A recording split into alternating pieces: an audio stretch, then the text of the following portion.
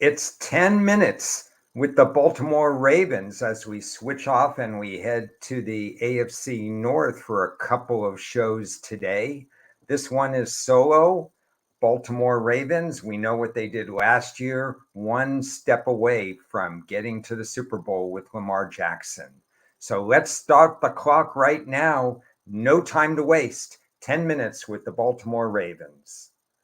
When last we saw the Baltimore Ravens, what a terrible game plan they had against the Kansas City Chiefs. If you remember correctly, other than Lamar Jackson's 3 runs or so in the first half, there was only one other back that carried in the first half, and he only carried for one, he only had one carry.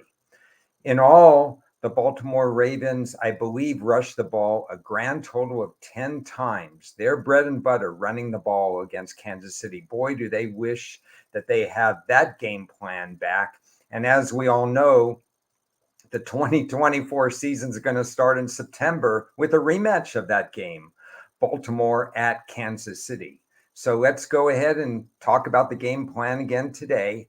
I'll be recapping their draft, some of the hits and misses, needs left unfilled, what their divisional and season win outlook is like, and then some final thoughts, a couple of schedule nuggets, and so on as we get set with the Baltimore Ravens. Before we get right into the draft, I should note that they have made a couple of interesting offseason acquisitions. Derrick Henry comes over, and this guy, he puts in a lot of work in the offseason. He's really one of the most physical backs that NFL defenses has seen in a long time. He gets better as the game rolls along. He carries a heavy workload, and he keeps himself in spectacular shape.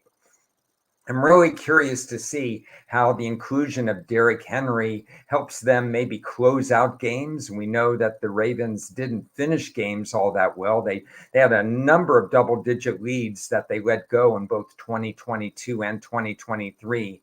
Adding Derrick Henry maybe gives them a finisher in the third and fourth quarters and wears down opposing teams. What they lost 3 starting offensive linemen. They lost Clowney, their pass rusher, one of their pass rushers, and they lost a decent safety in Geno Snow. So let's look at their draft needs according to my list. I think they have to replenish the offensive line. 2 to 3 offensive linemen are needed in order to get back to where they want to do and be a dominant pass blocking as well as run blocking team. I called for a tall wide receiver. I think Jackson benefits more by having the guys who can go up and grab balls. Lamar Jackson's a spectacular player. There's no question about it. And he improvises. He makes things happen on the run. He turns a bad play into a touchdown. But he doesn't throw perfect spirals right to the center of the guy's stomach. You're going to have to reach for some of the balls. He's going to put it in the vicinity of where the receiver needs to be. I think a tall wide receiver would be really helpful.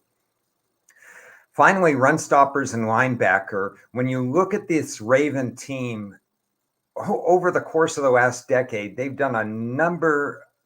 had probably 7 years where they're in the top 5 in terms of stopping opponents in the run game. They have that 2-down nose plug, or right down that nose tackle in the center of the line that really gets things done, occupies blockers. But last year, they're allowing 4.5 yards per carry, I believe it was. And we're talking about probably the worst number I've seen in the last 20 years. Baltimore's just better when they have that guy right in the middle of the defensive line. Unfortunately, if you look at what I have on the screen right now, they didn't really address some of these needs. They did the tall wide receiver. If you look down the 4th round, pick 113, Devontae Walker. He had an interesting career at North Carolina, teaming up with Drake May, the quarterback there. Spectacular at times, raw at other times. We know he had that transcript problem, so he couldn't even get on the field early in 2023. Maybe he could have been better off served by going back to school one more year, but he didn't. He's in the NFL now. He has a high upside, but I think he's going to be raw this year. But he does fit that tall wide receiver mode. I like the offensive tackle addition in the second round. I wish they would have done more. I do not have the Michigan State center in the seventh round highly rated. I did not rate Devin Leary as an NFL worthy quarterback. Really regressed last year, very low in terms of accuracy or their safety at the end. So we're really talking about a draft that wasn't up to past Baltimore standards, but still Nate Wiggins, best player available. They didn't need cornerback. They thought, however, that his draft slot, which was, in my opinion, right there, 26 to 32, that Wiggins was their best player available. And that's what Baltimore's done over the years. They've gone a best player available approach. I think Isaac will be helpful in the pass rush game. Walker, again, he'll have to be eased along, but tremendous talent. I like Ali, the running back. Hidden value there. He has to stay healthy. He played only half of his bowl game. Then the team intentionally took him out to prepare for the draft. And in that first half, he was running practically 8, 9, 10 yards per carry. Marshall running back, really good running back. And we know Baltimore produces a lot of great running backs. And then TJ Tampa is also a cornerback I like. So while they did upgrade at cornerback, they got their tall receiver, they added an edge rusher, they added a good running back. I don't think they hit my board exactly the way I would have liked to see this board hit. Still added some talent. Let's talk about divisional outlook. What I see is a 10.5 season win total right now. Now, offhand, Baltimore, and they are coming in a half a point higher with my power ratings than Kansas City. Now, you may say, well, wait a second. Kansas City's won the Super Bowl the last 2 years. But top to bottom, in terms of what they have on their roster, very few roster holes. I think offensive line would be the biggest concern for me. I have Baltimore rated as a power rating of 31 and a half, Kansas City at 31, San Francisco at 31. So they're right at the top of the food chain. However, I'm not advocating going over 10 and a half wins because this division is brutal. Pittsburgh had another top 5 draft. We'll talk about Cleveland later today with a special guest. Cleveland has a very solid roster.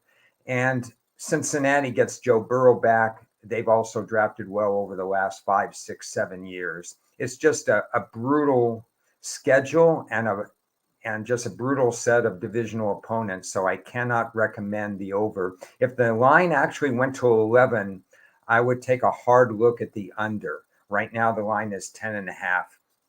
Their divisional odds are plus 160 to win the tough AFC North. I think that's fair.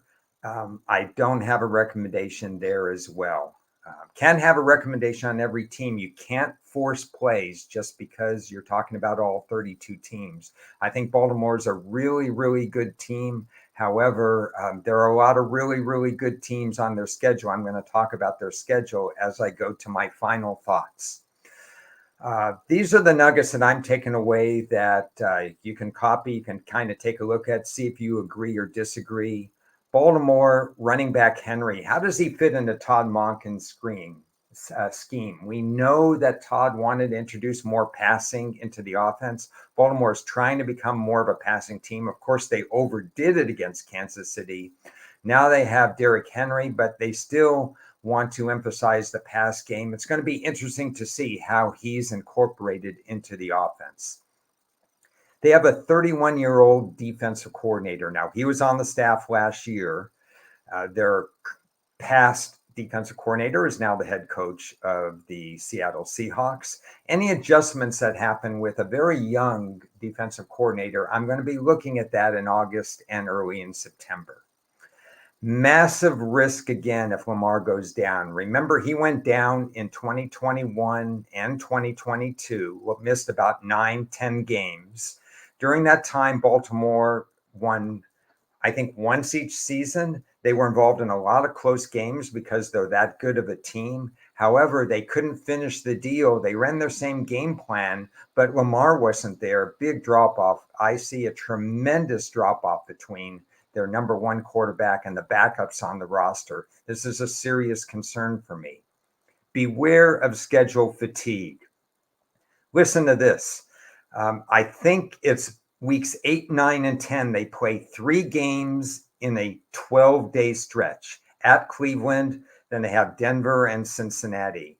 And to top that up, they have 3 games in a 10-day stretch at the end of the season. The NFL dealt out some very unfair schedules this year. They play the Giants at New York, then they have Pittsburgh, and then they have on Christmas Day at Houston. So they have two compressed schedule situations, 3 games in 12 days in the middle of the season, 3 games in 10 days at the end of the season.